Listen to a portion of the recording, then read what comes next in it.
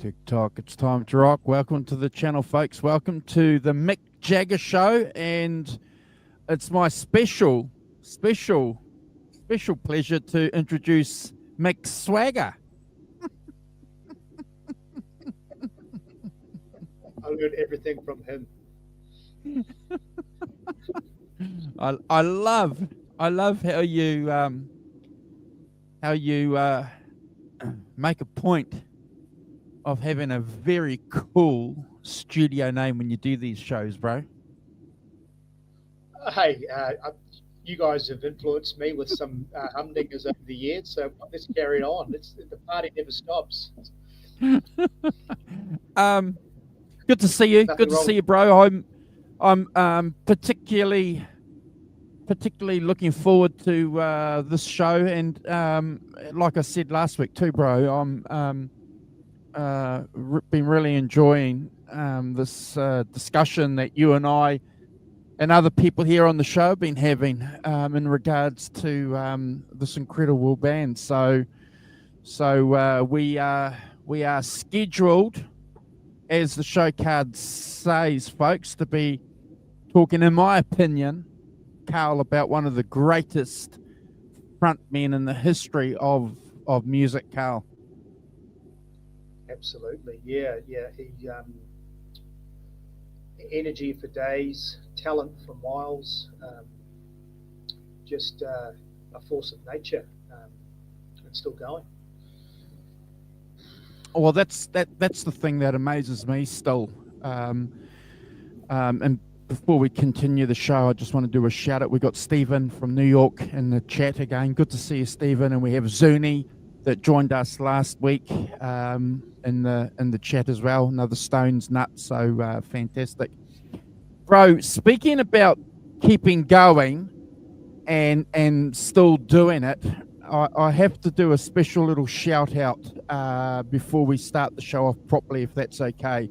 And the only reason why I want to do a shout out to this guy is because when I first discovered him when I was a young guy through a good friend of mine early on in high school, the guy that introduced me to him had a huge effect on my music development and probably is responsible for the music that I am talking about today. So Garth Blomfield, a very good friend of mine, haven't seen him in years, but he introduced me to Neil Young, and Neil Young celebrates his 80th birthday today. So happy birthday, Neil Young. Wow. Canadian legend. Another guy who is still doing it his way, a guy that's re-releasing his back catalogue, Carl, a guy that's still performing, a guy that did it the way he wanted to, and I have to admire that. And it's a little bit like Mick Jagger. Mick Jagger pretty much does what he wants to do, Carl. Yeah, I mean, excuse me. Obviously, at the start of their career, they're blues nuts, and I've got a few notes here. And Mick obviously was always plugged into what was happening, and I would consider him never a sellout, but whatever society or what was in vogue, not only did he basically complemented what was happening, in every phase of the music. Like you mentioned last week, his solo career was great. Hey, it might have been a little bit overproduced. He might have had some slick session musicians on the album, but it's unmistakably Mick Jagger. And 100%. The sold-out concerts are testimony to that. he's just got it. I wasn't when I was a kid. I enjoyed the cameo with David Bowie of Dancing in the Street, but not so much these days.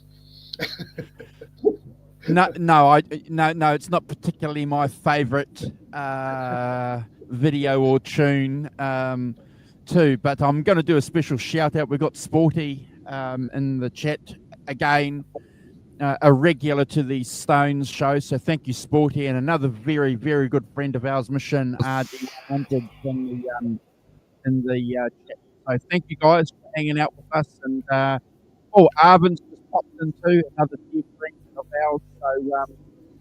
So let us know, folks, while Carl and I are talking about Mick Jagger and obviously our huge admiration for the guy, let us know what you think of him as well, because there's all the superlatives. You can use all the superlatives, Carl, to describe him, all the great words to describe him. And in my opinion, it's well deserved. The guy, as you said, he broke the mold. He's redefined what a front man is, a songwriter is, a band leader too, Carl, and a smart musician and businessman, Carl. Yeah. You took the words right out of my pen pad. I've got here shrewd businessman. And the other thing that people don't, well, people probably do realise, but when they think of the Rolling Stones, they think of party or over the top, but Mick Jagger, you never heard or read about him being in a rehab or having a problem with drink or drug. And this is great for musicians, because they get a hard time for being wasters and decaying and all that, degenerates, all that sort of stuff. But he always kept his body in tip-top shape, and well deservedly that he took the role of leadership, because a masterful songwriter and very fit, and so many bands generations after, he's the guy. I mean, your Aerosmiths, your Black Crowes, they all they pay homage to him. He got kicked open the front door as far as rock and roll and swagger, and tying a scarf around the microphone, and rhinestone suits and a little bit of makeup, and that whole, especially by 72, they really got that look going as bona fide rock stars. Oh, 100%. He understood very, very clearly that role. And interestingly enough, I put a post up on the channel, a video up on the channel a couple of days ago. I just 2 days ago watched the Anita Pallenberg documentary. And I recommend, if you're a Stones fan and you have not seen that, please take your time to go and find and watch it. It's available on streaming services. You can get it on a DVD. It's fascinating. It's incredible. And it talks about her role and her influence in the Rolling Stones. And the reason why I'm mentioning her is that you said 72 is really important for the way that Mick had the visual aspect of what the Rolling Stones were. That started in 69, 68, 69, with Anita coming in and, having an influence on the clothes that that Keith Richards was wearing as well. So they understood, that they just weren't musicians, that it was the total package. Yeah. I mean,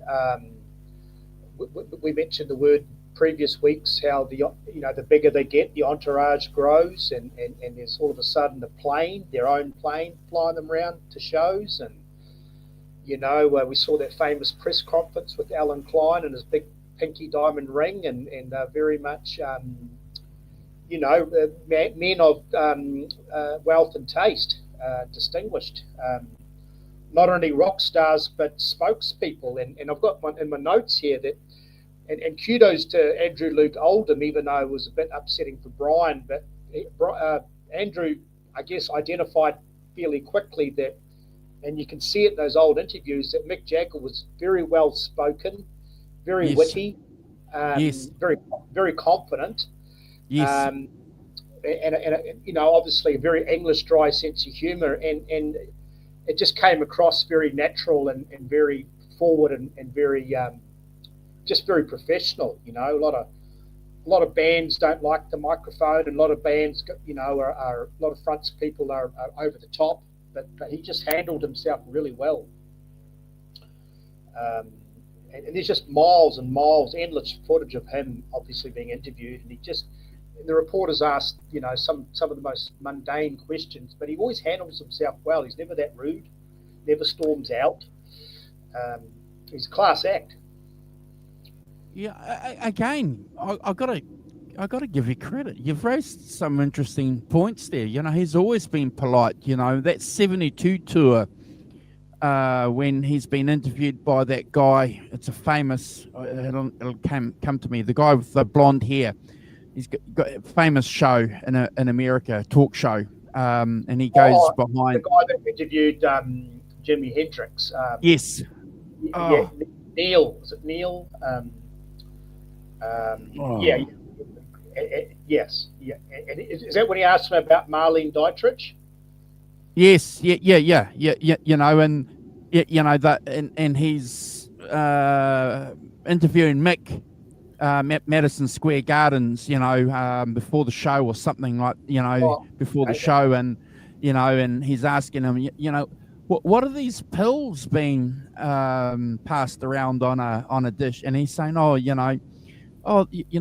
they're just vitamins, the vitamin pills. I haven't seen that. I'd like to see that. Sounds great. Yeah. Well, well, he's just Dick Cavett. Arvin, you're right. 10 out of 10. The Dick Cavett show. Yeah. Dick Cavett's interviewing them behind the scenes. Yeah. Oh, great. Dick Cavett. He's a great. He's like a Johnny Carson. He's very respectable and great. Asks great questions and very laid back. Very laid back. Wasn't your typical American. There was some of them can be in your face. Yeah. He let the host talk. So that Jimi Hendrix one, that's a classic. So yeah, you're exactly right. Mick Jagger and his professionalism, and I read this a long time ago, and it stuck with me. And some people may know it or heard of it, or may never. But he has a very distinct. You got your baritone, you got your falsetto, you got your high voices and stuff, and he's not high or low. He's got a great mid-range, but his gift is, as a white Englishman, he actually sounds like a black female. Yeah, 100%. Yeah, that's his gift. He's totally unique, and the Stones won the lotto with him being the frontman and singer. Along with your Keiths and your Bryans and your Charlies and Bills, because they're all had a unique musical talent. And what I like about Mick is he was humble enough to realise that the Beatles were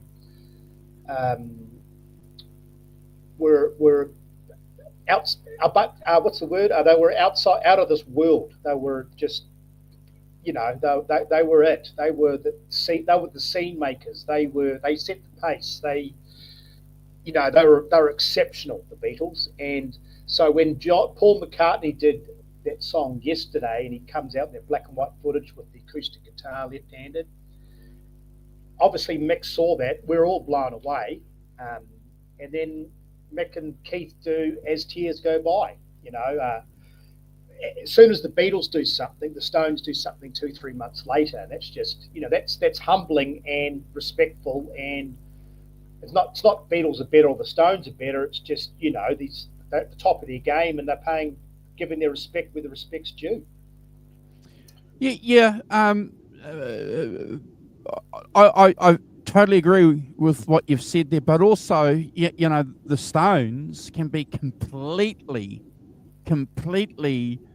left-handed or right-handed from the main route that the Beatles were going down, and we got that with Beggar's Banquet. Beggar's Banquet was, a blues and country inspired album, and I can't see or hear any Beatles influence on that album, and I mentioned that album also to back up what you just said before about Mick's vocal ability. I'll never forget when I first listened to that album, and it would have been a long time after I'd been listening to the album. You know what, music fans understand what I'm saying. Sometimes you have to sit and listen to an album, and then you finally get something about that album. And I remember when I listened to the album and I realized that Mick Jagger was singing a character on every single song on Beggar's Banquet. And it was reinforced by his voice, because no track sounded the same on Beggar's Banquet, as far as Mick's voice.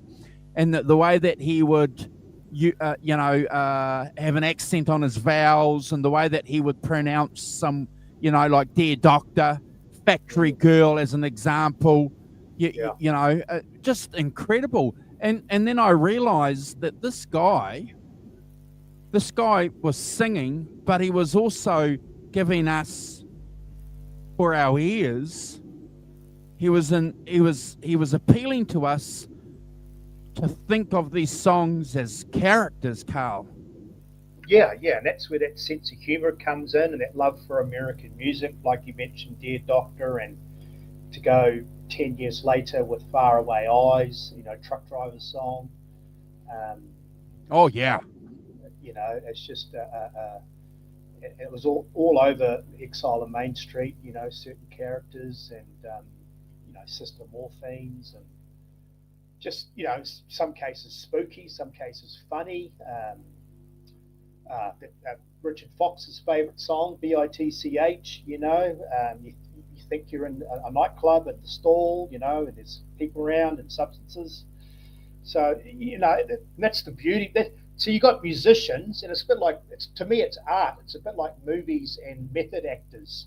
You got certain people that, like, especially with great actors like your Daniel Day-Lewis and your Christian Bale and Pacinos and De Niro's, as they take you to another place, you forget that that's them, that you're so engrossed in either the song or the movie, and that's pure art.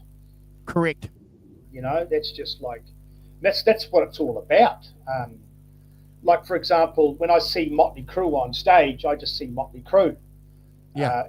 We know Mick Mars is a great guitar player. I'm a big fan of him, but I just see sort of a glam band. I don't really see anything. And their studio albums are okay, but it's very manufactured. And I like the fact you mentioned Beggar's Banquet, because we heard of Yesterday with Paul McCartney, then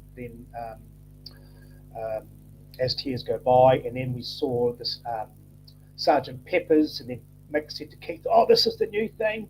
So they did the Satanic Majesties, and even though it was okay, the Beggar's Banquet was the turning point of going back to what the Stones knew best, and going back to the drawing board.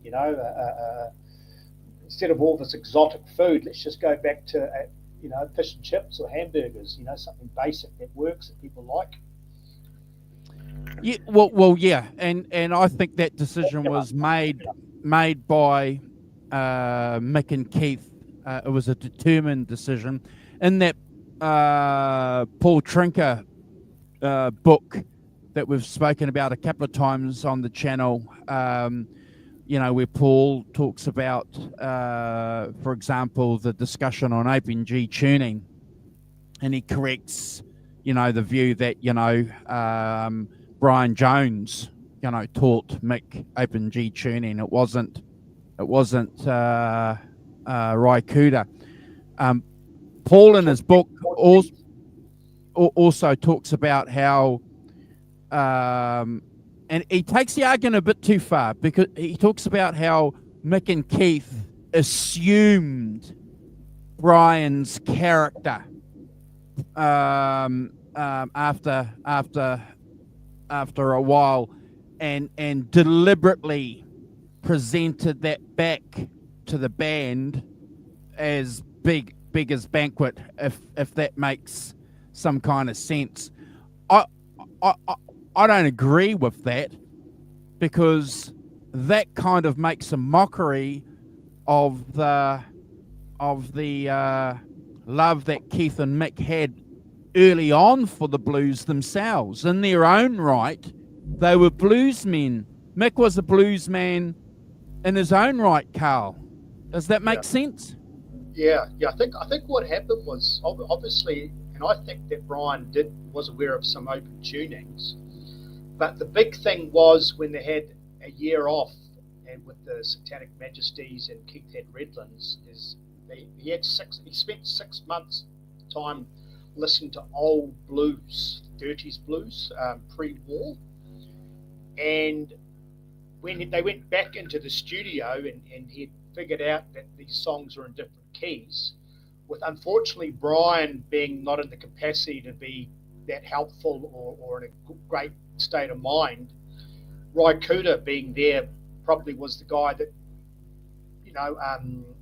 showed him, you just showed him basically, yeah. Oh, look, I agree with you, and I just want to remind folks that while we're talking about Mick and Keith being bluesmen themselves early on, and we all know the famous interaction that they had at the train station, and Mick was carrying some records, and Keith goes up to him and says, "Hey, man, show me your records." So these are the records that Mick had. Chuck Berry, Rocking at the Hops, incredible album.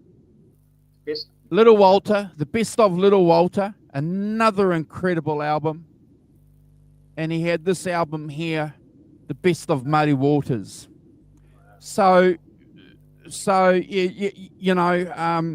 how old were they when they met on that train station on that platform? I'm gonna say 18, no more than 19. Yeah. You're certainly young guys, and so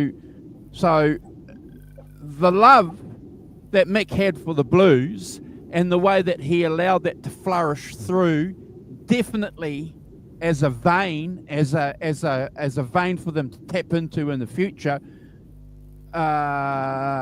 on Beggar's Banquet, is a masterstroke, in my opinion, Carl. Yeah, and that ties into what we discussed last week, because I had a bit of a brain freeze. So, and we'll just quickly correct. So Jimmy Miller played drums on a few songs that I got wrong, which was Tumbling Dice. Apparently Charlie plays the start and then Jimmy Miller plays the outro. But how I'm going to tie all this in is because with Beggar's Banquet, and I had a brain freeze. So Jimmy Miller was the producer, and Glenn Johns was the engineer. Yep. And I spent about 5 or 10 minutes just trying to tie it all in because I got confused. So basically, a producer oversees and adds ideas and helps with the creative process, sure. where the engineer is trained, has a degree, and they flick the switches and dial in the knobs and adjust the amps. So they're both they need both. So Beggar's Banquet was integral for getting their sound right and getting the start. What we know the Stones today was them getting back on track. But a big part of that was Jimmy Miller saying, "Hey guys, how about doing that song in open tuning or something like that?" Or Glenn Johns saying, "Hey guys, how about we just get a smaller tube amp, turn it up a bit, and get a bit more of that bluesy sound." So there was like you mentioned, a masterstroke, going back to what they knew, the blues, going back to simplicity, miking up small amps, using acoustics with microphones, and just beautiful to this day. So And again, that's a very good point because, and I want to back up what you've just said. There's a concrete example that comes to my memory. So Keith loved using this, and it was quite an average amp. It was called a Triumph amp, and it was like a silicone Triumph. It had a 12-inch speaker on it, and apparently had a wonderful tremolo circuit on it. And Glenn didn't like it because he thought they were shitty amps, and on average they were, they were just amps that you would use at a gig, you weren't using these amps in the studio, because Glenn obviously through his production experience realized that, Voxes and Fenders and Marsh, there were so many better amps out there from his perspective of being the technical guy that was capturing that sound. Argued with Keith and said to Keith, we're not using this amp. And then Keith said, well, we are, and plugged it in. And Glenn realized, oh, okay, well, in this situation, I've just got to stand back and let the guy go because he sounds so good. But you're right, having that technical appreciation of knowing how to capture the sound is so important, Carl. Yeah. So Glenn would have been, with his background and his musical degree and his brother and being classically trained, would have had some great technical opinions. Where Jimmy Miller would have said, "Hey, Glenn, how about we just let Keith go with that idea of that budget amp because." Hey, I mean, look at Jumping Jack Flash is a great example. A mic'd up transistor tape deck and acoustic guitar. I mean, you can't duplicate that sound. It was a one-off. Street Fighting Man, the same thing. An acoustic guitar playing through a microphone on a cassette recorder. Hardly state-of-the-art stuff, mate. Yeah, and a classic example, which is on wax, which sounds as great today as it did back in '66, was Mother's Little Helper. There was an old, strange guitar in the studio that just worked for the song. So they found the guitar, left the studio, the guitar was still there, and they bailed, but the guitar was on the song, and that's all it was needed. Because I'm a bit of a snob. We all get caught up in the best gear and gear talk and tube amps and twin reverbs and humbuckers and all musicians love their gear. It's like a hot rodder with a new motor or new tires, a new paint job. But I mean, look at Hound Dog Taylor. All that classic stuff was on a $300 Japanese guitar. Sometimes. Well, Yeah. Well, yeah. I look, I agree with you. So many great recordings out there are just, a couple of days ago, the Layla album celebrated its 55th anniversary, and the guys were just recording that on Fender Champs and Stratocasters and Gibson Les Paul. And a Fender Champ isn't much of an amp, bro. You know what I mean? A Fender Champ was a practice amp. Practice amp or a harmonica amp, yeah. I think they had Fender Bullets, Champs, and then like 10 watts, 15, 25. Yeah, just real small, eh? But yeah, exactly. But getting back, tying all this in, Mick Jagger, we talked about Mick's masterstroke getting Mick Taylor in. But maybe Mick was instrumental in getting Jimmy Miller and Glyn Johns in, and Correct. Because he's a shrewd businessman. I mean, correct. Behind the microphone is a guy with the London School of Economics degree, who makes the numbers add up and crunches the numbers, and that's important to have that. A bit like an accountant, have that that numbers approach. Let's hire the big guns. We've got a bit of a budget. We can afford the top producer, the top engineer. We're now in Olympic studios. Let's get it right. So, um,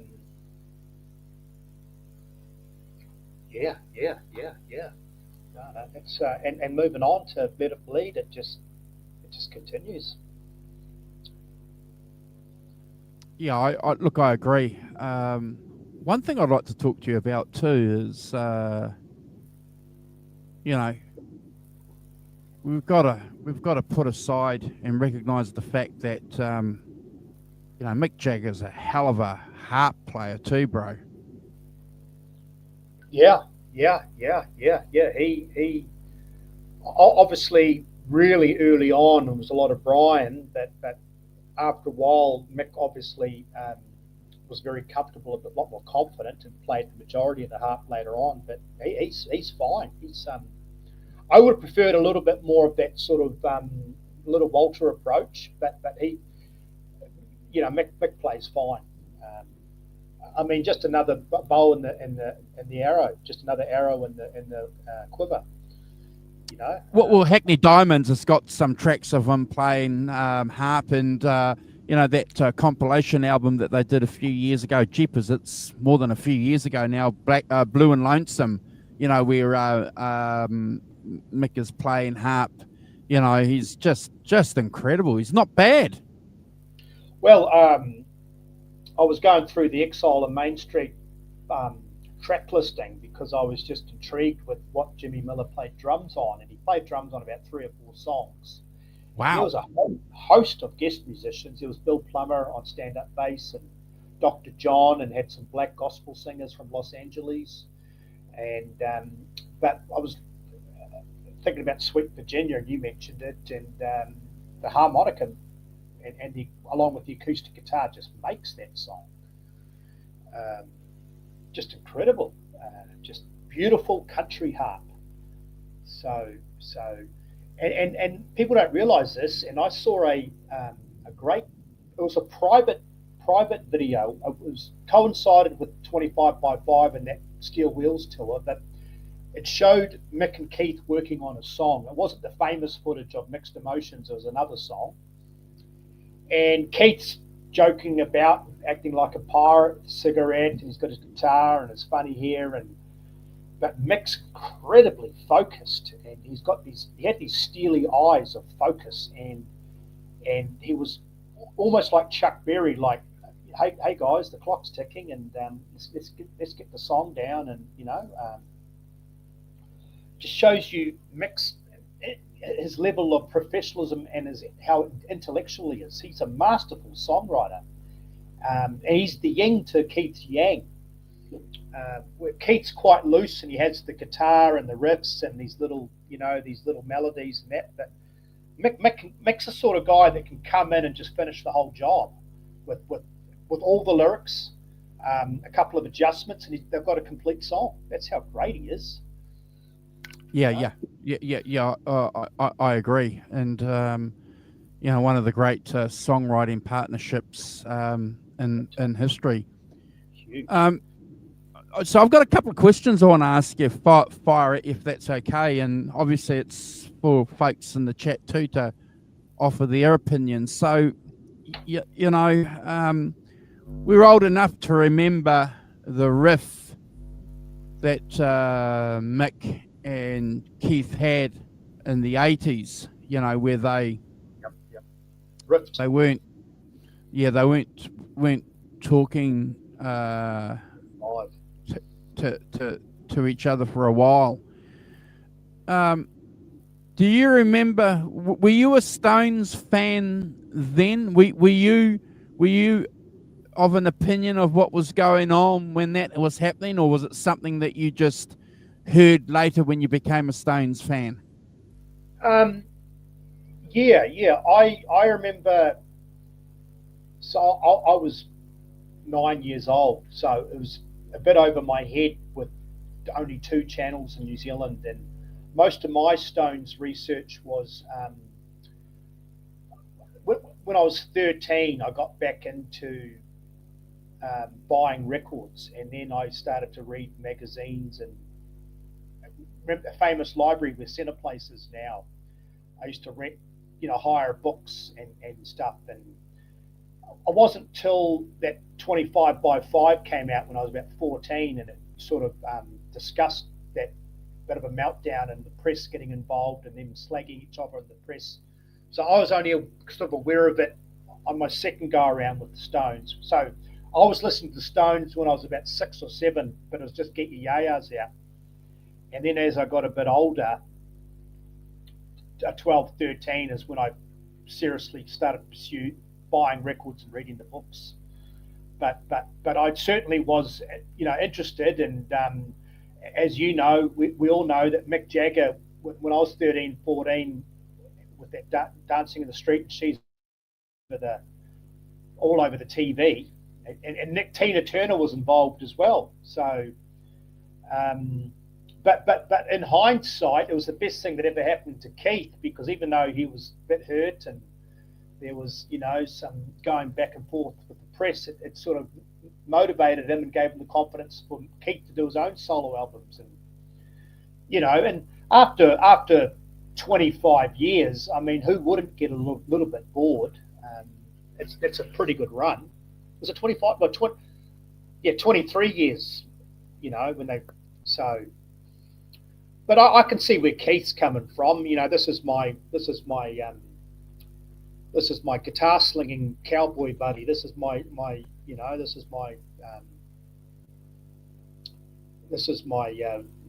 friend, my business partner. I think Keith's very much the Stones. I guess being an only child, Stones is an extension of a family that he probably didn't have. But Mick's just a clever guy. There's always been a bit of a commercial flavour with Mick, where he's loved the press and he's loved the limelight, and he's a typical front man, and he's just chasing stars, really.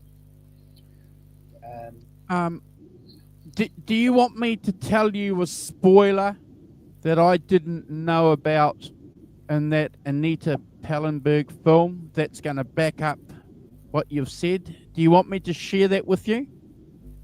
Go for it. Yeah. No, I haven't seen the thing, but if I see it in the future, I'll be looking forward to it. Okay, so they're on tour in gosh, forgive me. It was 70. So it was 75 was the US tour. 75 was the US tour.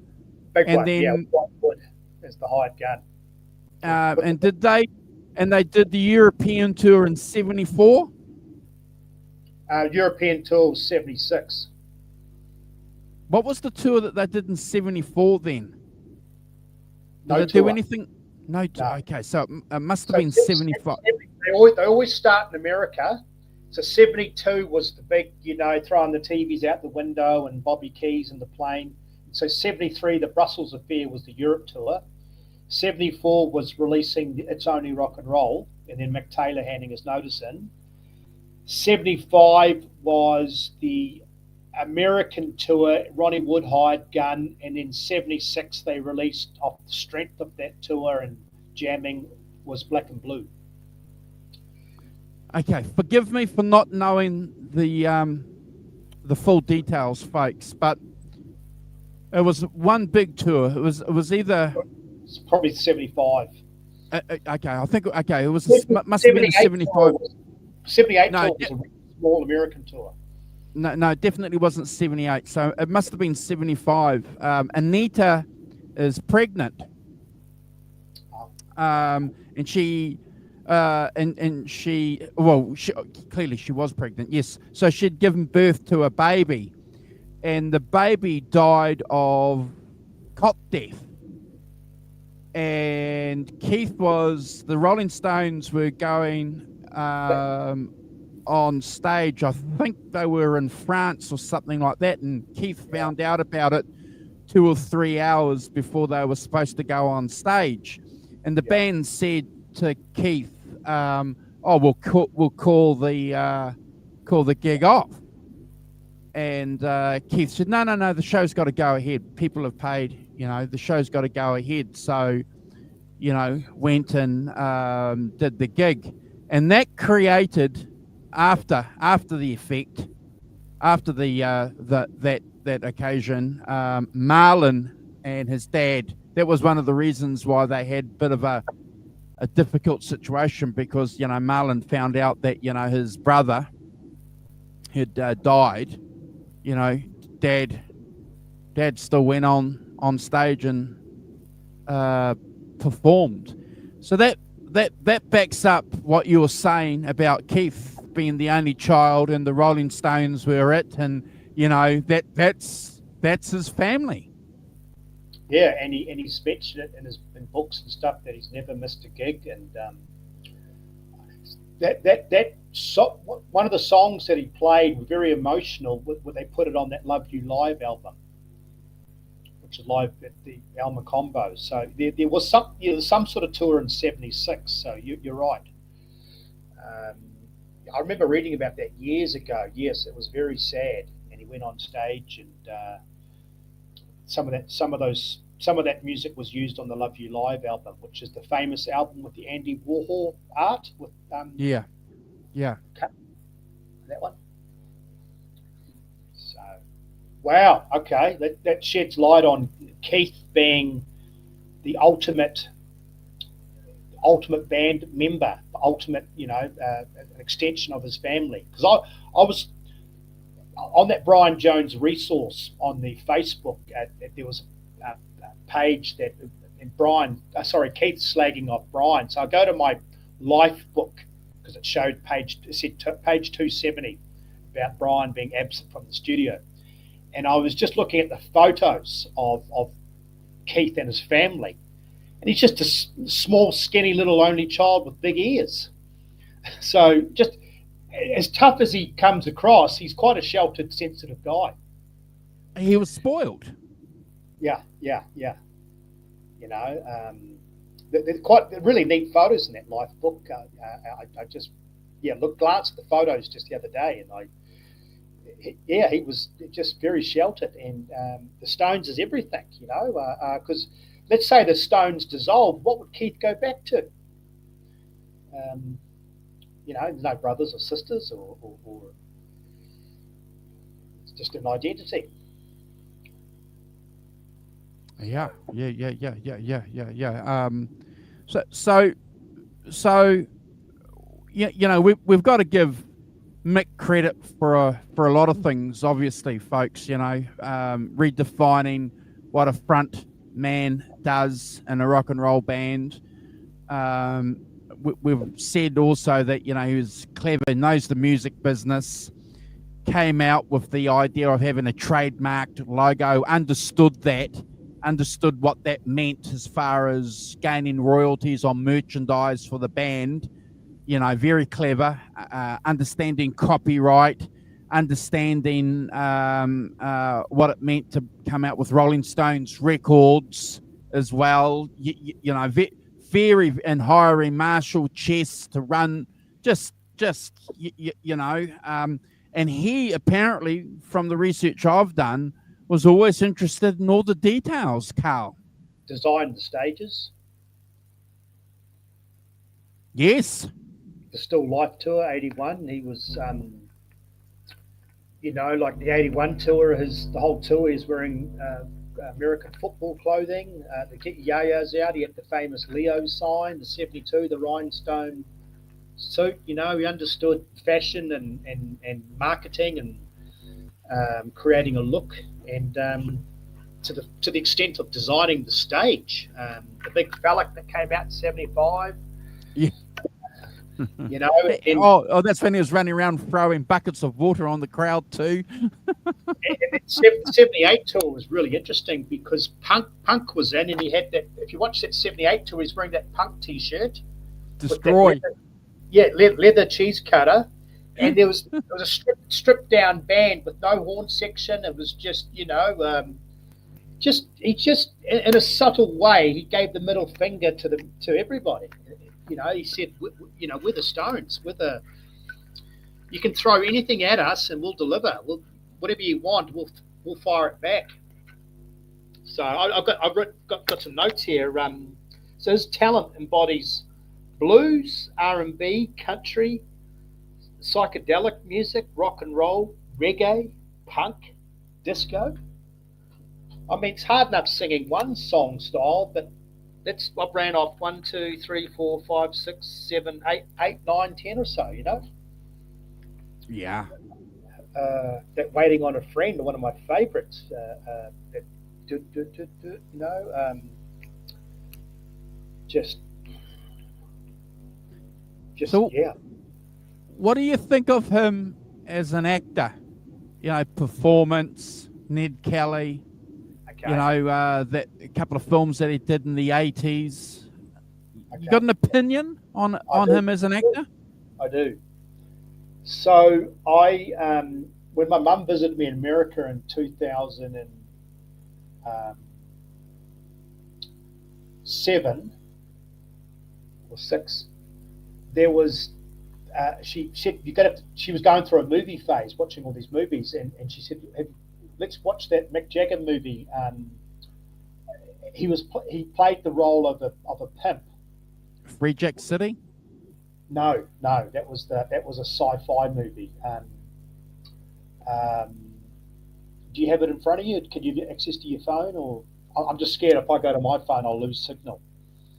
Let me find out, mate. Let me Google it. Mick Jagger film. Mick Jagger. Because I'll go through all his films and give you my opinion. But the reason I'm mentioning this film, to give him a bit of credit. So he acted in The Man from Elysian Fields. Man from Elysian Fields. That's it. Okay, correct. Great movie. In that movie, he gets soul. But as far as him being an actor overall, I would compare it to Johnny Depp playing guitar. I never saw a performance. I thought with androgyny and some darker elements, I can't quite stomach it. So with Richard Fox, so I never saw the film. I'm not sure if you've seen it. And then Ned Kelly came out. Yeah, I've seen it a couple of times, and it's very, very much a product of its time. Where the occult was a big part of the music scene. Crowley, was being discussed. Keith Anger, very artsy. Anita Pallenberg, to a degree, she acted in that, so she was responsible for some of those elements. But yeah, very much a product of its time. Hasn't aged well at all. And if you were interested in getting a gauge of what that scene was like back then, I would say that's probably the only value of the film, from my opinion. But there's nothing artistic more than that, from my opinion. When he went to Australia and did Ned Kelly, I read the reviews. I've never seen the film, but the reviews were horrendous. They said that Ned Kelly was a famous Australian outlaw that had a bit of grit, and Mick just didn't quite come up with that. No. And so on that famous 25x5 documentary, when they asked him, Mick, about films, he said in a humble way, I like it and that, but he realised that his films weren't like, it's a bit like Elvis Presley. He really wanted to be considered a actor and multifaceted, but sometimes it's just not for you. But The Man from Elysian Fields is good. Is pretty good. Andy Garcia, I think. I've never seen Free Jack. I've never seen that. I'm just not running to the store to get Mick Jagger films. But I do like Man from Elysian Fields. Yeah, Angelica Houston's in there, Olivia Williams, James Coburn. It's been a long, long time since I've seen that film. Thank you. I'm going to put that on my to-watch list. Thank you. Got pretty good reviews. So when I watched it with my mum, he was pretty soulful. You could see in his face acting emotion where you could see that he was hurt in certain scenes. It was believable. Was probably the best word. So I think acting to him is like flirting. It's something he's flirted with. But Obviously, if he was really good, he would do more movies, but it's not the case.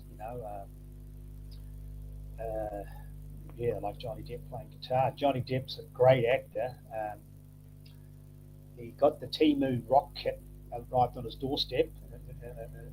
The whole, all the clothing and the scarves and the tattoo and the bangles and the earrings and yeah. But yeah, sometimes yeah. Has he been in anything else? Any other movies? Just hold on, bro. Well, he's actually, if you're interested, he's produced some interesting stuff. So he's produced Shine a Light, obviously, which is their film with Scorsese as the director. He produced Mr. Dynamite, The Rise of James Brown, the 2014 documentary, and also Get On Up, the biopic in 2014. So yeah, he enjoys producing. Yeah, well, he's got the credentials for that because he's in the music scene and he's met these guys. So I'm not knocking his acting. There's a lot of people out there that probably like him. I really like that movie, but the other ones, no. Just it's hard to be a musician and an actor. Who do we know that can pull off both? Without standing incredible results. I can't think of any off the top of my head. No. Kevin Bacon is a good guitar player. He's not bad. I've seen him play on social media. Another great actor. Yes. But yeah, it was always just an interesting thing from my perspective. I think Mick probably wanted to become more of an actor, but those reviews from Ned Kelly certainly had an effect on him because they were horrible reviews, bro. Yeah. Oh, yeah. I remember reading. The Australians were really disappointed because that was like their Robin Hood. Their the Errol. They're William Wallace. Yeah, Scotland's William Wallace. Yeah.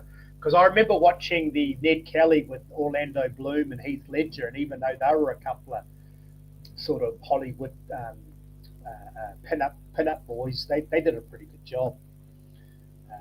It's not an amazing film that they did, but definitely an improvement on the Mick Jagger one.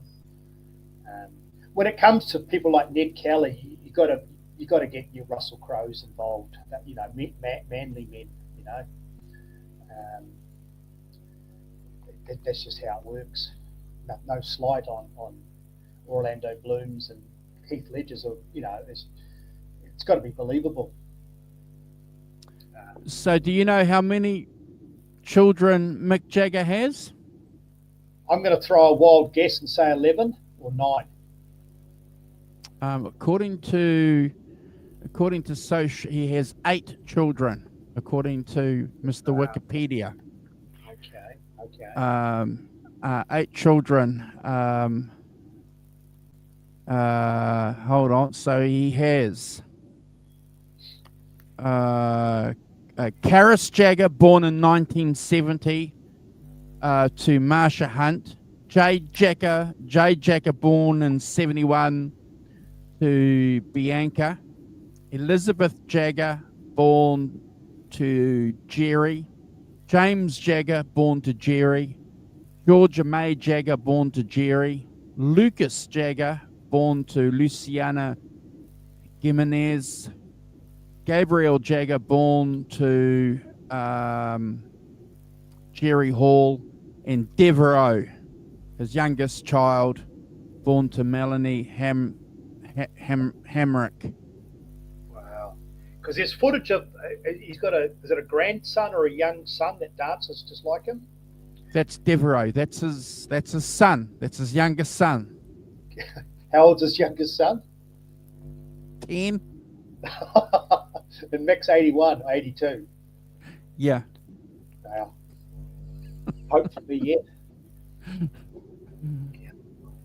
Unbelievable. Um, And that's the other thing I'd like to mention is obviously Mick's a bit like your David Bowies and your we know these guys have so much temptation. They've got, they can get distracted easy. They every man wants to be them. Every woman wants them.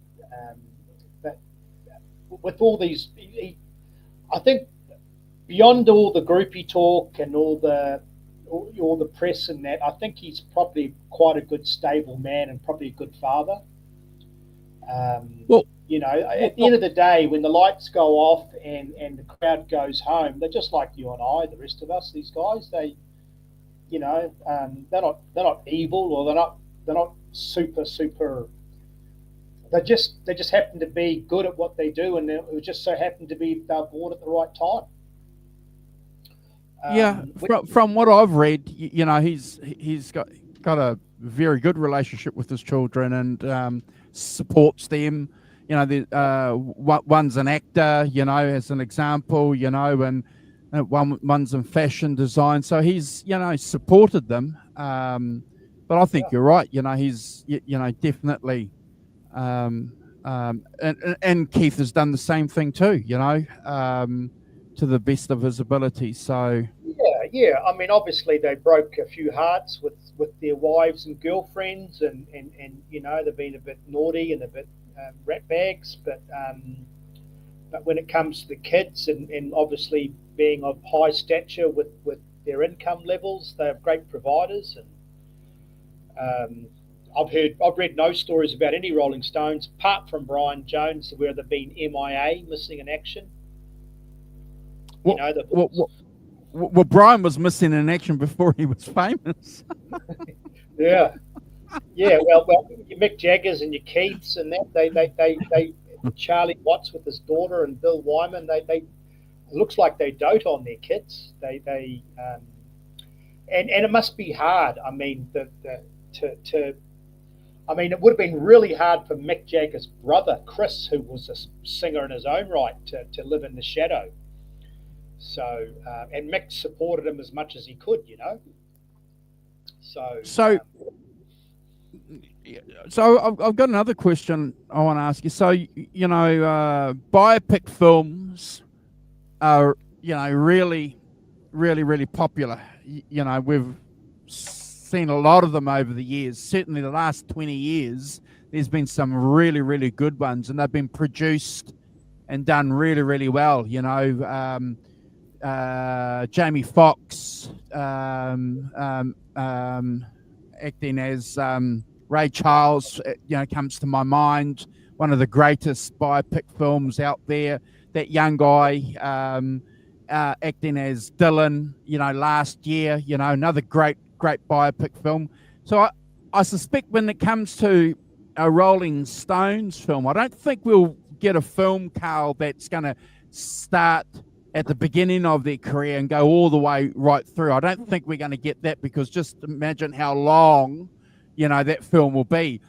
But I suspect what they might do is they may do a film that's around a pivotal point in the history of the band, like we saw with the Bruce Springsteen film, recording Nebraska and the events that led up to Nebraska and what happened after Nebraska. So, there could be a Rolling Stones film talking about Exile on Main Street, why they had to leave the UK and how that was recorded. You being a Stones nut, would you love to see something like that? Yeah, well, I mean, encompassing 60 years and to concentrate that into 2 hours of film is just impossible. So, and who do you think would play Mick Jagger, Harry Styles or Youngblood? No, I think what they'll do is they'll get somebody completely, an actor, but someone that's completely under the radar. Okay. Yeah. to do a film from them saying meeting at it'd be a dream come true, but it'd have to be some sort of 4-part series or documentary because I mean it's just so long and wide their career. So you're exactly right. They'd have to just sort of pinpoint it into an exile period or maybe the first the comeback tour with Altamont. Probably, that's what everybody knows, and it's very sad, but it's it was a pivotal moment of the happy dream, on the way out. If I was a producer, if I had money, I'd be slotting in. I'd be doing the American tour, either the 69, 72, or somewhere along those lines. I'd love to see something like that. The Altamont gig would be, perfect. Leading up to the 69 US tour or 72. I'd love to see something like that, and there's definitely a market for it.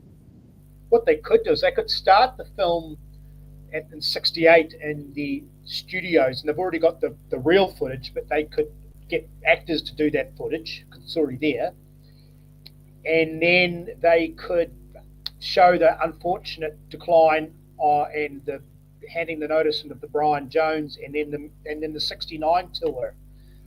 That'd be a great storyline. The Beggars Banquet album, the Hyde Park concert, and then the 69 tour of America. And that's all you need. And closing out maybe with Altamont or coming back home, being all tired in the plane, and just because after they came home, they did the 1970 tour of Europe. But that'd be a great 3-hour film if you captured it with that. But it'd just be impossible to do a film of their whole career. That's why you say with that Bruce Springsteen, once again, such a big artist. How do you put all that in a 2-hour film? I mean, couldn't. Yeah. So see, Hollywood's got it down now where it's all formulated and it's all pre-packaged and automated. That films are now an hour and 40 minutes max. And we're lucky to get 2 hours. 3 hours is unheard of, except for Lord of the Rings or something. But I've been really impressed with all these music biopics because I mentioned Freddie Mercury was an amazing job. Elton John I wanted to like, but I'm just not big on musicals. But it still was very entertaining. Yeah. When I was, the Bob Dylan one especially, Sporty hasn't seen it yet, and I recommend go and see it because, they're playing those guitars, Sporty. They're singing, and they're playing period correct guitars, and that's down to the production team. Everything that you see in that film is from that era. Bob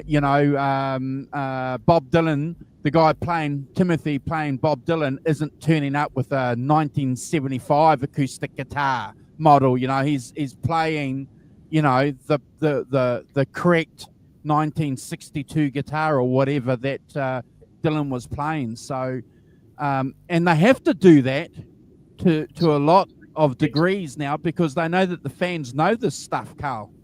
Well, I've watched some of those movies and they're set in the 50s and 60s, and they pull out a record and you see a little barcode on the record. It's just little things like that you just can't do. It's just getting the quotes wrong and the guitars not matching up with the era, and so there's a creative group that works alongside the producer that's employed to do all that to get it all right because it's important. Well, they have to get it right. Yeah, look at Back to the Future. Where Marty McFly is playing a ES-335, and I think the film was based in 1955 or something like that, and that guitar didn't come out until 58 or something like. Yeah. Oh, if you go on that Reddit or any movie site of faux pas, it's just pages and pages of stuff where they got it wrong. quoting the wrong song, the wrong album, the wrong year, wrong car. Just got to get it right. You and I could probably work for a studio and we'd get it right.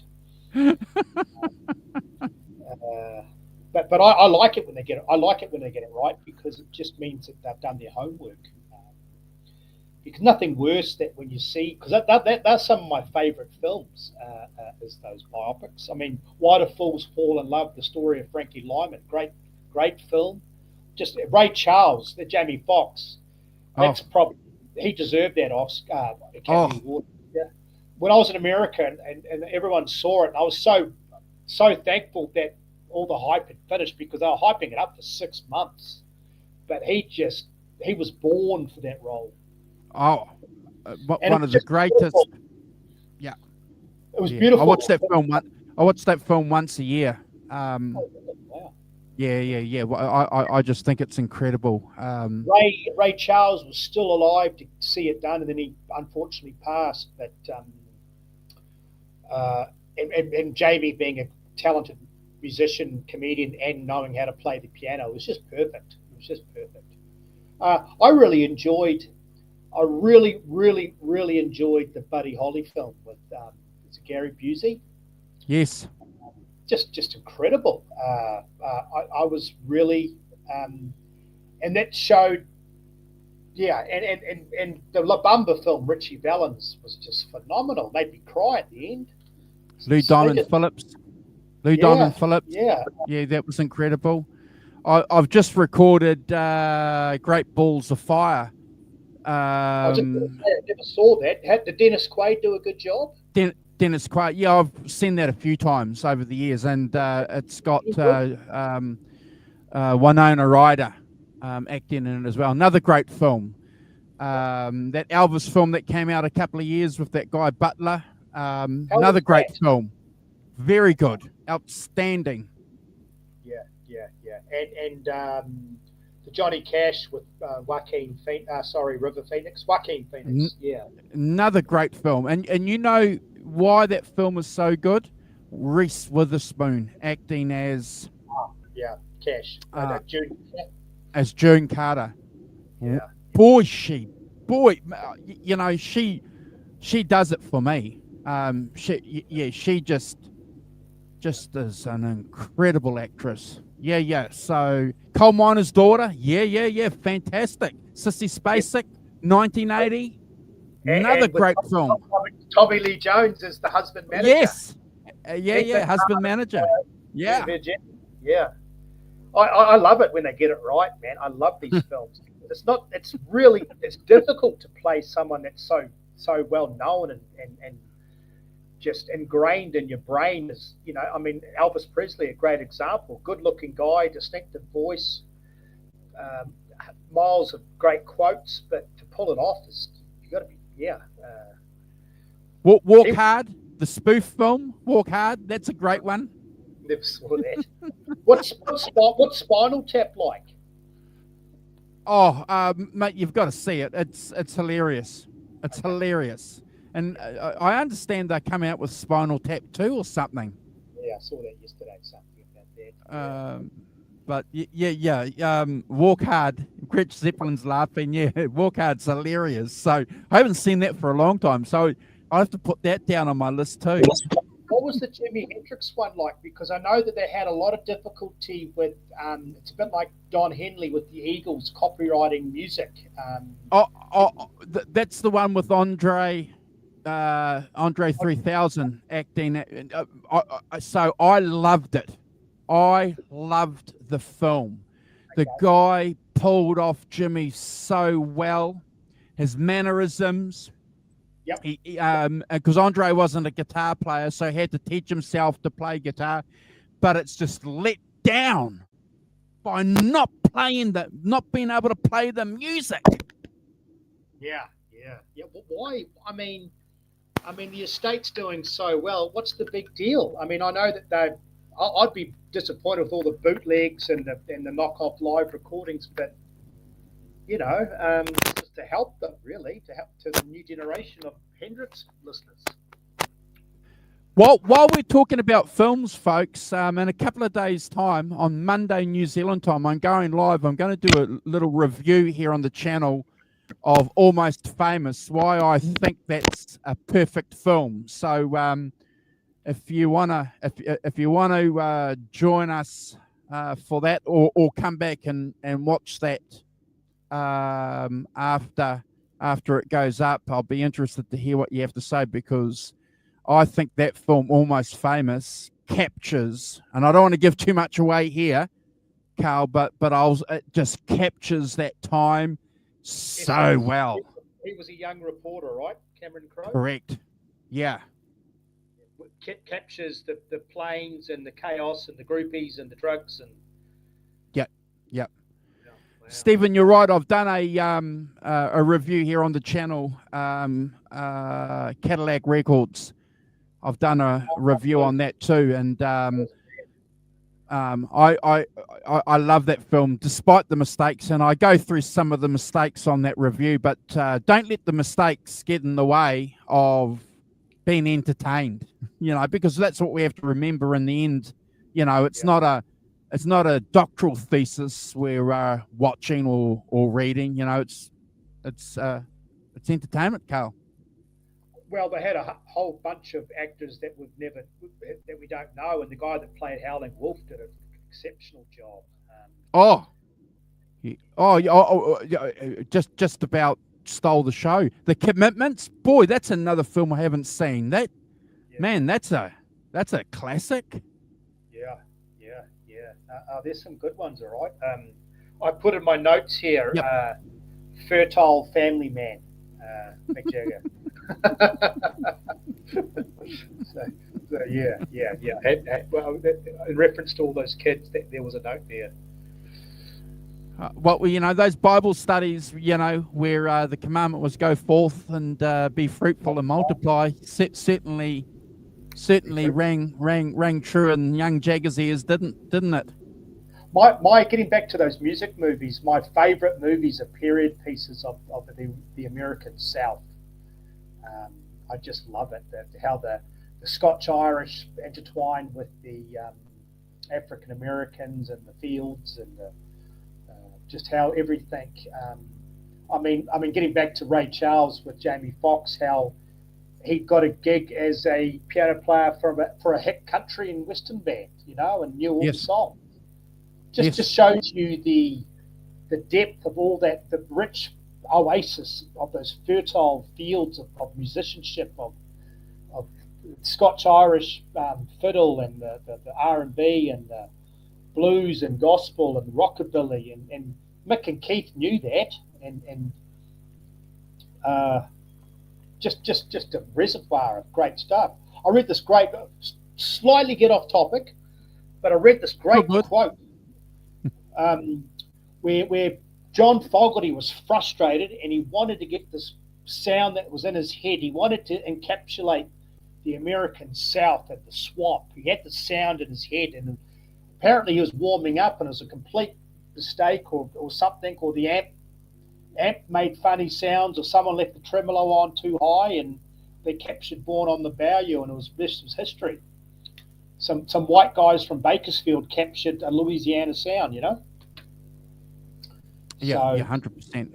That's how important. I'm going through this little bit of a Nirvana Lead Belly phase right now, and just Lead Belly, and we talked about Ram and Bam Jetty and Where Did You Sleep Last Night, at Midnight Special, and Alberta and Gallows Pole, and just so much stuff, folk songs, and so Mick and Keith knew all this. They knew that there was the American songbook is just the best thing to happen since probably Mozart and Beethoven. Yeah, I want to back you up with what Ray Charles was doing. I'm just trying to find the book here. I've got it here somewhere, but I wasn't aware of this. So I got this book a few years ago, and it's a book. It's a biography, but it's a musical analysis of all the songs that Robert Johnson recorded. and it's by an American musicologist, a guy called Elijah Wald. He's very, very good, very respected musicologist who knows the subject. And he talks, half the book is talking about the development of blues and music in the Delta and what it meant and the development of it, etc. And he made this very, very interesting thing that I didn't realize, I had no idea of. And he said it's a mistake for us to think that these guys, these blues guys in the Delta, were just playing blues. You know, if you're going into the record shop and you're buying the CDs and you're listening to these guys playing blues, that's only a small facet of the material that they were doing, because for them to be professional musicians, and a lot of them were, they had to play country music, they had to play dance music and jug band music and stuff like that. These guys were the complete musician, you know. So one day they're playing for black pickers, cotton pickers. The next day they're playing for white farmers down the road, you know, in the same community. So they're playing, you know. And a great example of that, yeah, is Clarence Gatemouth Brown. Yeah. He's very happy. You see him one day, or one photo, or some footage of him playing the guitar, and the next footage he's got the fiddle out. Yes. In order for them to be busy and working, that's why Robert Johnson was so good and blew everybody away, because even Muddy Waters talked about that. There was the getting together on Saturday night fish fry, but the fish fry could be blacks one night and then the white neighbours down the street the next night. Correct. And then church on Sunday with gospel and radio stations playing, you know, Hank Williams. I mean, yes. Howling Wolf, this big barreling 6'4", 250-pound beast. His favourite singer was the singing brakeman, Jimmy Rogers. Correct. Singing, and he used to sing Jimmy Rogers songs. Yeah, the yodel. So it sort of annoys me, the slant in America of the South, and how the South gets a bad rap for racism and cotton fields, and that's why that Johnny Cash movie is so good, because it shows white cotton pickers. Well, it's not all slave masters and hangings and plantation homes and racial. Yeah, Hollywood doesn't get it right. There's an agenda there, but if you read the books and listen to the music, there's a beautiful relationship between them all. So I don't know who it was. Forgive me if I get this wrong. I think it may have been B.B. King, because he came from a cotton picking family too, didn't he? Yep. So I think it was B.B. King. B.B. King said that on this side of the road, they were black folks picking cotton. On the other side of the road, it was white folks picking cotton. Yeah. I mean, there's class systems in every generation in every country. You know, white trash, blue collar, white collar. I mean, you name it. Business owners, entrepreneurs, bourgeois. Louisiana is a perfect example. You got the blacks, and you got that great jazz music, and then you got these weren't white; these were white Cajuns with the French leaning. You know, Zydeco. That's a very good film too. Queen Latifah's biopic on Bessie Smith. That's very good. Very accurate. Very accurate. I did a little bit of research on that too, Gretch Zeppelin, on that after I saw that. I was impressed by it, and again, produced very well. So yeah. And the fact that she was taking charge of her musical direction, you know, was true. You know, she was in charge of her career. Oh, yeah. I haven't seen it, Diana Ross playing Billie Holiday, but there's just so many films, and I haven't seen that. Nah, but it was big in the early 70s, and I saw a film which talked about Dennis Quaid. It was The Big Easy, and it had So it wasn't a musical film as such, but the soundtrack was huge in America because you had Aaron Neville with Bird on a Wire and all that sort of stuff, Yes. and it showcased all that New Orleans sound. So it just shows you how important music is. It can make a movie just on a soundtrack alone. Wow. So Yeah. Well, you and I love talking about this. Goodfellas, The Departed. None of yeah, those films would be anything without their soundtracks. the opening scene of the opening film that catapulted your Robert De Niro's and your Martin Scorsese's with the beautiful red lighting in that dingy bar was Rolling Stones song called "Tell Me." Yeah. Just incredible. An unknown Stones song, a great song for Stones lovers, but to Stone casual fans, they wouldn't have known that song, and the scene was beautiful. It's no Jumping Jack Flash, is it? No. So yeah. No, it's just I love this stuff, man. I've got about 4 or 5 books coming in from America soon. I had a whole bunch of stuff come today, boxing books, but I've got a Howling Brilliant. Wolf on the way. I've got a Muddy Waters on the way. I've got a Jimmy Page on the way. Eric Clapton on the way. I passed on the Eric Clapton one with the book with the wife, with George Harrison's wife. The psychedelic cover. Oh, yeah. I know the one. Yep. Yeah, I thought it was a 2-for-1, but because of 2 big books, the postage would have been really expensive. But I passed on that. But yeah. No. Mick's been in the fold from day one. He's jumped in and out of scenes and stages and musical styles and fashions, but they, and they round it all out with, obviously, like all bands do, which is a little bit unfortunate, but it's just how it is. That they'll play 20 songs and 14 of the hits, and 3 will be off the latest album, and the 3 will be deep cuts, but guaranteed 16 hits. Yeah, it's okay. But it forces people to buy the albums, because that's where the real magic for me is all the deep cuts. I'm not a fan of the Stones singles, to be honest. They had to be done and played, but their deep cuts are where it's at. Oh, well, 100%, and that's one of the reasons why. The Beatles the same. Yeah, 100%. Abbey Road. You have to listen to all of Abbey Road. You can't. Yeah, and you mentioned about the gift of that producer making all the songs on Beggars Banquet with the right keys and seducing you into the flow of the tracks. Abbey Road like that, it's just genius. That would have been probably the brainchild of what's his name, George. Who's the George Martin? George Martin. Yeah. So that's. We'll get slightly off topic one more time and get back to Mick. But what was the Bruce Springsteen movie like?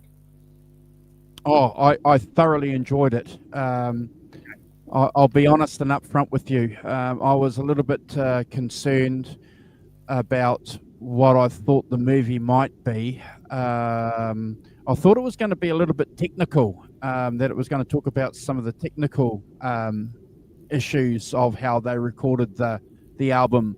But they actually went into, important events leading up to the recording of that album, and why it was so important for Bruce to record it because of, events in his life. And I don't want to give any spoilers to people, including yourself, and how he was going through an existential crisis himself, and he needed this album. So that blew me away. But I was also a little bit concerned too, folks, that Bruce Springsteen has a very, very prominent political platform, and I didn't want to go to watch this movie and be preached to politically. And thank God there's no politics. So it's all music. It's all about his career. So there's no political message at all. So thanks, Bruce. I really appreciate that because, you know, people can make up their own political opinions and still enjoy your music. Well, it's good because I read a few articles and a few of the reviews, and they were expecting more, and there was a bit of disappointment and stuff. But at the end of the day, it's just just critics at the end of the day. So the fact that you enjoyed it, great for the film, to promote it to your audience. Well, it's unfortunate that there are people out there who believe that a music film has to have a certain amount of politics for them to keep them happy. Because why? Yeah, Neil Young not with the politics too. Exactly.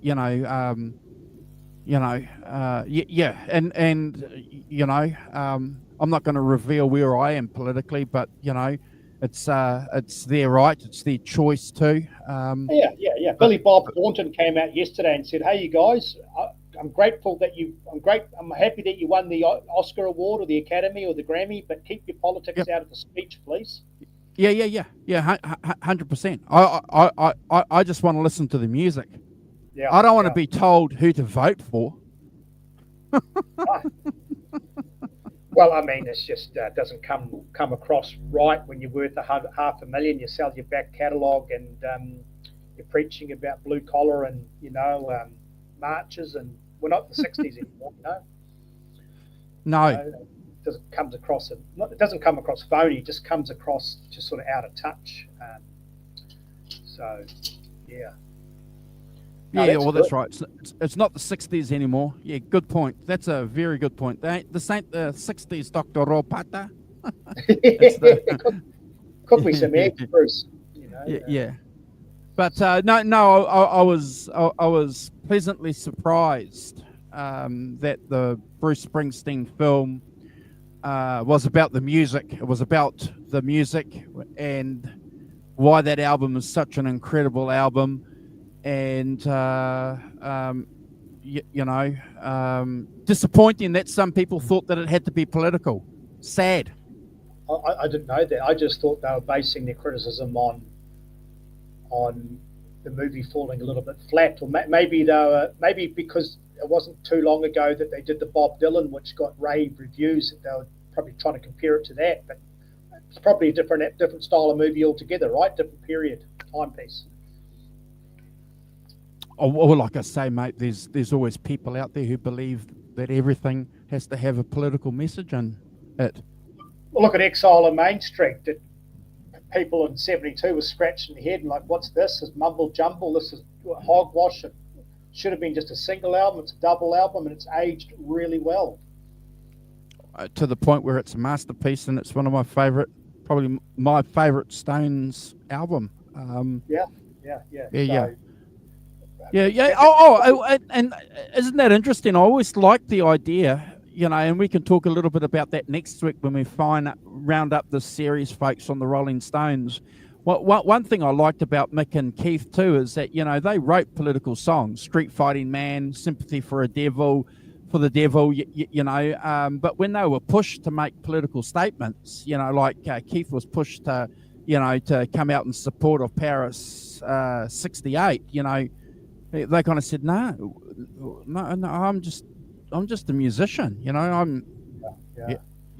Well, it's a slippery slope, because then all of a sudden you're labelled a communist, and then you're under the watch of the FBI. And good point. Yeah, good point. That they just disappear, and that's probably the Mick Jagger shrewd businessman coming in. Let's just focus on the music, fellas. We're exercising our free speech, and we're concerned about what's going on with Vietnam and segregation or whatever's happening at the time. Or they had a last little flurry, I remember, with the Iraq War with the song "High Wire." Last little protest song when they were still, their last street fighting man. Oh no, the 2008 the 2008 recession, world recession, doom and gloom. Oh, okay. Wow. Yeah. Yeah, yeah, Okay. yeah, It yeah, wasn't yeah, a bad song. Yeah. So yeah. That was kind of political, talking about the economic situation. yeah, Um, yeah. Oh, yeah, they're clever guys to have fun one song, but the next song sort of make you think. That's all about being a proper musician. Mick Jagger's famous quote was, we filled a vacuum, we filled a void. The late '50s, and that was a lot of young American white guys with great haircuts, and sort of the Beatles and the Stones came along with not so great haircuts, and there's all they made it more about the music and an album, not covers and singles. They turned the single into an album. So it was really the Stones and the Beatles that really turned music on its head. Um, they wanted to give you your money's worth. It was bubblegum pop, Bobby Rydell and Fabian and Gene Pitney and Pat Boone. There was a whole host of them doing Little Richard covers and all sorts. Probably pretty good what they were doing, but just not a whole lot of substance. No. But yeah, yeah, and there's a good chat going on in the chat here about politics and films and movies and stuff like that. So always good for people to make their own mind up about things. But I thoroughly enjoyed the Bruce Springsteen film, and I recommend, if you're a musician and love music, there's a lot of lessons there. There's a lot of lessons for a guy like me as well. I thoroughly enjoyed it. But I do look forward to any kind of got Bruce on my mind. Any kind of Rolling Stones biopic that comes up in the future, Carl. I'd love to see it. Yeah. Hey, I've been a bit slack, and I'll get slightly off topic one more time, but and my mum saw it with my cousin twice. Was the Led Zeppelin documentary? That was supposed to be amazing as well.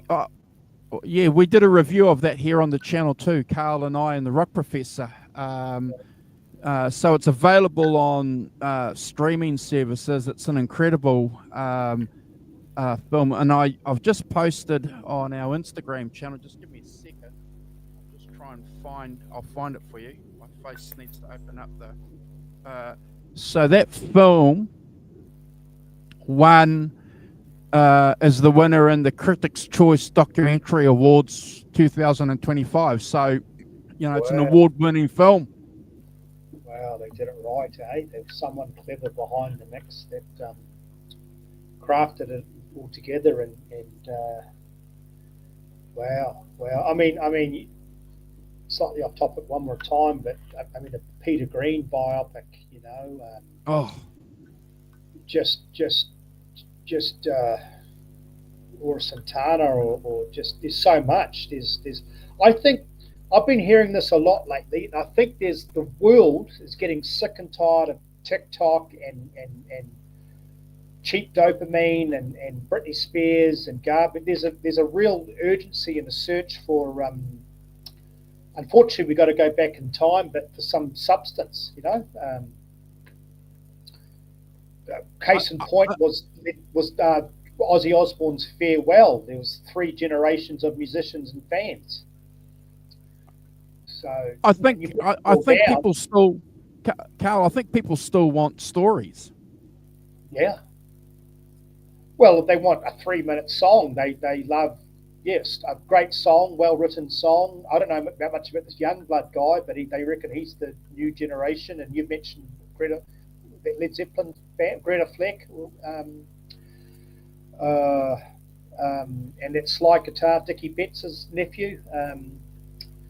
There's a lot of these people around there that are delivering the goods. And I mean, Oasis, apparently their world tour was a success. Australia loved them. America loved them, sellout shows. So made them millions. Made them What? millions. Made them millions. wow, just because the brothers patched up their disagreements. And Well, they reckon this tour is going to come out $200 million. Wow. Yeah. Well, that's. I mean, I'm not a huge Oasis fan. I know why people like them, especially people from England, because they capture that English sort of personality and way of life. But and obviously being big Beatles fans, but that's great. I'm glad they're doing well. I really am, because there's there was an article the other day that it was the first time in a long time that rap didn't make the top 40. Really? Yeah, big time. It was a huge article. Yeah, and they had a whole bunch of people saying this is a sign of the times. There is just people are sick and tired of well rehearsed, brain dumbing, contrived garbage. So bring on rock and roll will never die. So wow. Yeah. I better get going soon. If you don't mind, I've got a. Oh yeah. Well, it's an hour and a half. Okay. There's been some great comments from you fine folks, and I've been from Stephen, from Sporty. Thank you, Sporty, as ever, and Gretch. A Britney Spears movie in the studio using voice correction. Yeah. About the size of it. The interesting comment here from Sporty. Look at all the young folks doing reaction videos and discovering the music of the 60s and the 70s. They do really well for views. Yes, they do. And show that people are tired of talentless fluff. Exactly. So long may this position of talentlessness end and reality come back. Big time, yeah. I mean, I watch them periodically, but there was a couple of black guys and a husband and wife duo, black, lovely black young couple, got a brand new baby. They got demonetized, unfortunately, because of Eagles, Don Henley. But it turns out YouTube is their way how they pay their bills. But they hear Stairway to Heaven or Ozzy Osbourne or any Dave Mustaine, Metallica for the first time, and they're blown away. We're talking 7-8 million views. Really? These black guys, our friends, they reviewed Holy Wars, and it's 8 million views on the YouTube channel. Probably the most popular, because they love hip hop and rap, and they love great guys. They've got good musical taste, but they love their soul and their funk, and that's just all they've ever known. And they said, someone in the audience said, "Could you please review Holy Wars Megadeth?" They were just blown away by the intro. They said he's going ham. Ham's like this hip word for going crazy.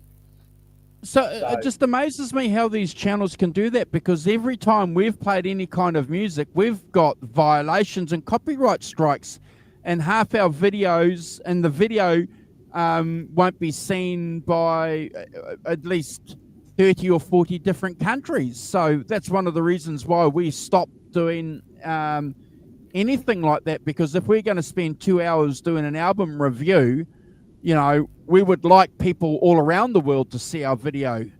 So we wouldn't, that's why we stopped playing any kind of music, even 30 seconds of it, because it was being blocked in so many countries. So I don't know how these other channels get around that.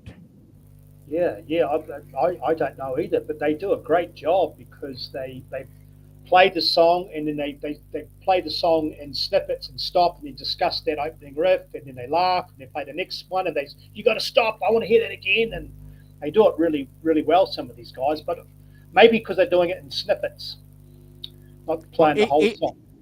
Mate, you can only play. Well, Rick Beato gets into trouble when he plays 30 seconds of a song. Ridiculous. So So we made a decision. Well, I made a decision here on the channel that we weren't going to play any music, because when I did, I was getting notifications from YouTube, and it was just 3 strikes nuts. and you're demonetized or signed off, right? You're gone. No good. All that work you've done building it up. Yeah. I don't know. They should, because I heard somewhere that if you play upwards of 5 seconds, no matter what song, there's a loophole or a way out. That I don't know. It's beyond my pay grade, but it's a shame how they do that, because there's 12-year-olds in England or South America that would just love to hear, a Beatles song or I don't know. Yeah, the Eagles are notorious though. You can't play anything. No good. Another notorious band, Pink Floyd. I was just going to mention that. I was in the back of my mind whether they do that or not. Hey, Sonia. Probably the Roger Waters, isn't it? Don't know. I don't know. But Pink Floyd, notorious. And it's, to be fair, it's not the individuals, it's the record company. It's the record companies to these bands that are yeah. Anyway, I'll let you go. Thank you, folks. Thank you, Sonia. Good to see you. We're going to end the show. Sporty, thank you for joining us. Next week, we're going to be back. Obviously, we've agreed that Mick Jagger is one of the greatest frontmen ever in the history of rock and roll. Next week, Carl and I are going to get together and we're going to talk about one of the greatest guitar players in my mind, Keith Richards. I absolutely adore Keith Richards. If you know anything about me, you know that Keith Richards is my top 3 guitar players. I think he's so cool. So I look forward to talking to Carl about Keith Richards next week. I'm going to give you the last word for the show, Carl. Is there anything that you'd like to say? Any advice you want to give folks? Just echoing what Andrew said, we're just so fortunate to be a part of this great 60 years the Rolling Stones have given us. And Mick Jagger is just synonymous with frontmen and what a frontman does. I mean, even that whole 80s glam metal, that Vince Neil and Warrant and Rat, and they would all got there. Even David Lee Roth, the jumping around and stuff, that would all been Mick Jagger inspired. You two were inspired by the Stones. You too, Bono. Yeah. Wow. I just. So just giant, like to echo what Pete Townsend said at their Rock and Roll Hall of Fame speech when he inducted them into the Rock and Roll Hall of Fame. He said these guys are giants, just meaning these are my heroes, my idols. This is coming from Pete Townsend of all people, as big as he is. So it just goes to show you the weight they have. Staying all right, folks. I love them. Yeah, but hey, all right, next week, tune in. Keith. And it's going to be on. Keith. Good night, everybody. Thanks for your kind words. Awesome. Thank you, brother. Don't go anywhere.